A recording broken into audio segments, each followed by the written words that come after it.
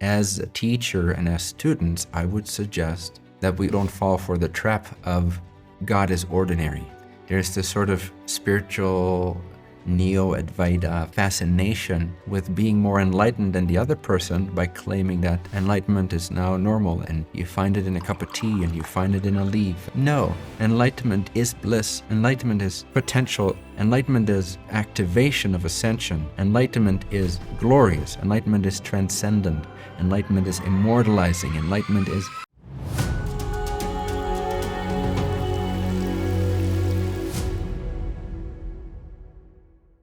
the question I have, I've been watching Rupert Spira a bit more of lately, and when what he teaches is he talks about quiet joy actually all the time, and about that recognition is very simple and very how would say non-exotic, and that a cup of tea is more exotic than recognition. But after your talk today, it does almost sound like that's more the causal body recognition than the God state. Do you have any comments on that? Well, the act of, I'm not sure exactly what he meant and the context and all this, so I'm not commenting on his teaching here. I'm just commenting on what you've said. The act of recognition is simpler, closer to what you are, therefore you could argue more ordinary or mundane, even than the act of making a cup of tea. So the act of recognizing is germane, it's native, it's inborn, it's inherent. It's the closest thing to us. So it's just recognizing the closest thing to me. In fact, me itself. So you could make an argument for it's less exotic than even going out of your way to buy tea and make a cup of tea, and so that's more elaborate. That being said, what we recognize in the act of self-recognition or God recognition, in other words, God is, although the simplest, the most direct, I would say it's significantly more exotic than a cup of tea. The act of recognizing it is simpler, and you could call that non-exotic if you wish, or like non-elaborate maybe. Making a cup of tea is more elaborate than recognizing yourself. And making a cup of tea is in a sense more elaborate than God. But what God is, compared to how we would view or experience making a cup of tea, is far more exotic, immeasurably more exotic, endless, whereas the cup of tea is finite. It is what it is, in a sense, or it becomes whatever we think it is, whatever we say it is, however we define it to be. But God transcends all of these and contains all of that and includes all of it and has the potential of all of it. So I would call that quite exotic.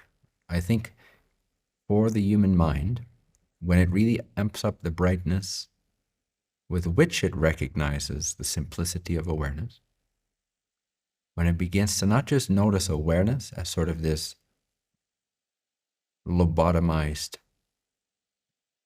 recognition of awareness, but it actually becomes a recognition of the brightness, the lucidity, the illumination inherent in this awareness, then the human mind would almost always translate that experience or that realization as exotic in some way, shape, or form. Like the brighter you go, so to speak, the more overwhelmed your bodies become, the more fulfilled they become, the more permeated with God's light. And then I don't know anyone that would say that a cup of tea is more exotic than the bliss of and the reach and the scope and the eternity and the immortality of God compared to the normal human experience that we relate to. Like for the normal conscious mind, to have a glimpse of the brightness, the scope, the vastness, the immortality of God would almost always translate that as exotic. So we got to be careful a little bit. I think I get the gist of why Rupert would suggest that. It's mostly to let people not make it special, because that is concept land. It's about finding the direct access. So I completely agree with his intention on that.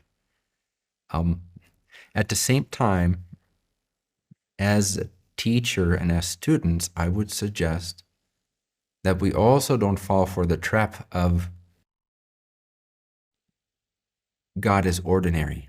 There's this sort of spiritual neo-Advaita fascination with being more enlightened than the other person by claiming that enlightenment is now normal, and you find it in a cup of tea and you find it in a leaf, and yes, there is a truth to that, but at the same time there is often still a false pedestalization, a compensation. If I'm speaking from my direct experience, I can just say God is exotic.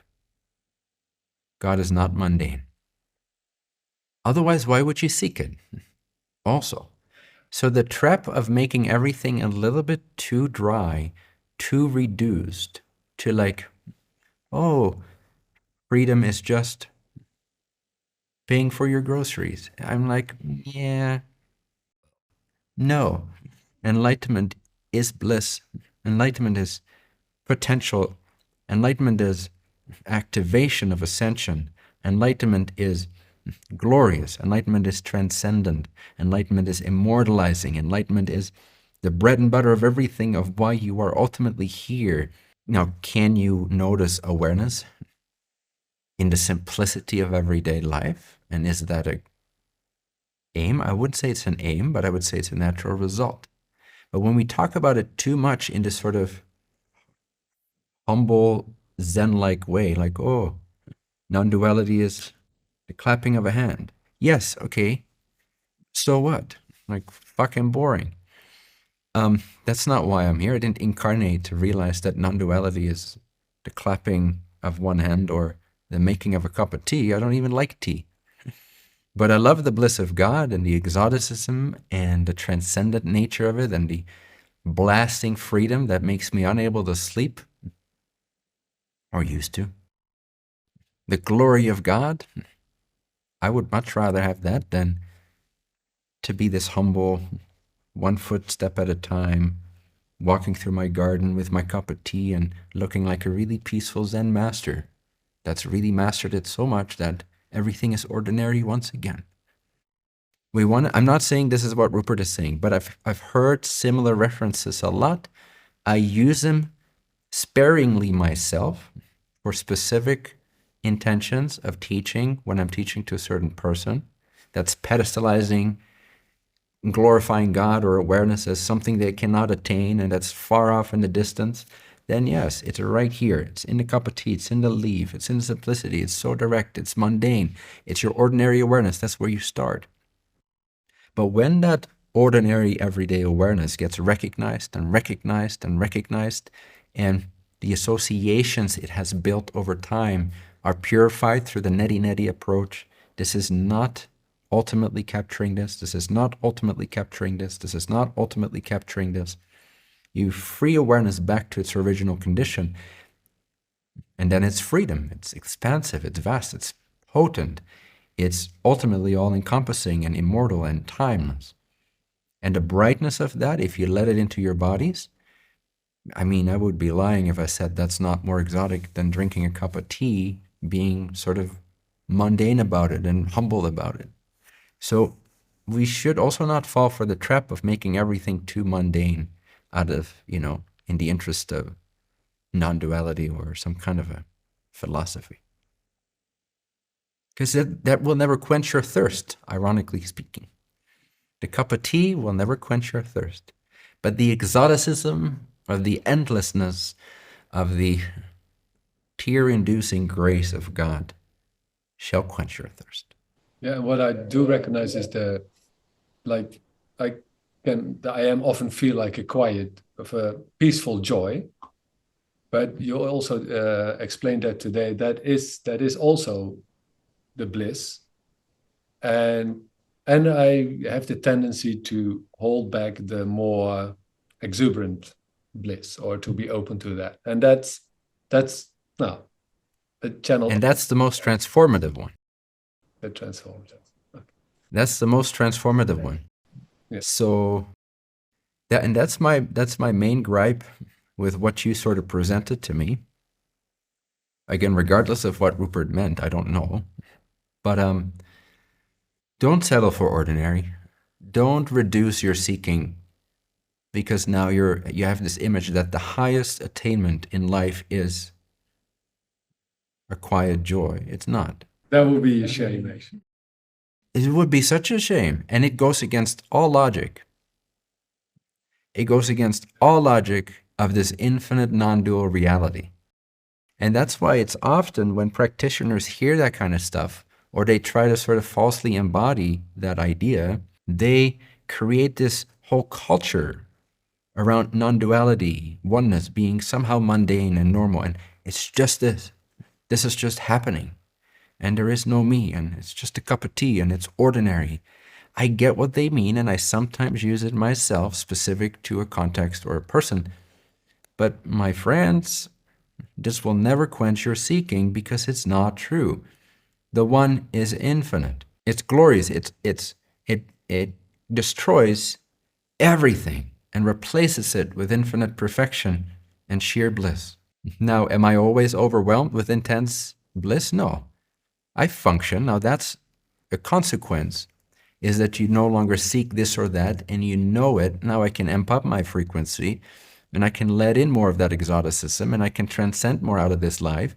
But I have chosen to be functional here, and to do my duties, and to wash my dishes sometimes, and to write my book, and to work with a team, and with their patterns and their purifications, and learn my own subtle nuances and lessons still to this day. Fine-tune, distill, perfect, improve. None of that is necessarily exotic. That's my version of a cup of tea that just needs to be made. So yes, in terms of being in the world and not like having this constant idolization of higher enlightenment and just functioning and knowing the truth in the mundane is beautiful and natural and will be a consequence of further awakening. But we should not try to define God as mundane, because in no way, shape, or form would the human mind ever describe their awakening to infinity as mundane. Nobody would. So it gives off the wrong image to the seeking mind that has not maybe penetrated intelligent infinity yet, that doesn't know that it's an experience of intense profundity and indescribability. So then when they hear a message like that of the quiet joy of making tea, now that might be the representation of a balanced state as a result on a human level of further awakening, but it should not be described to the seeking aspirant as that's your goal, my friend. Your goal is to just be able to peacefully make a cup of tea, because it's not. That's not what you're here for. It will never quench your thirst. You'll just be in sort of a false state of semi-peace until you're not, until your soul is done with that, tired of that, and wants to burst through the ceiling of the universe itself and realize the source whence even consciousness arose. Nothing ordinary about that. It's extraordinary, it's infinite, it's natural, but it's not mundane by any means. Right. Thank you.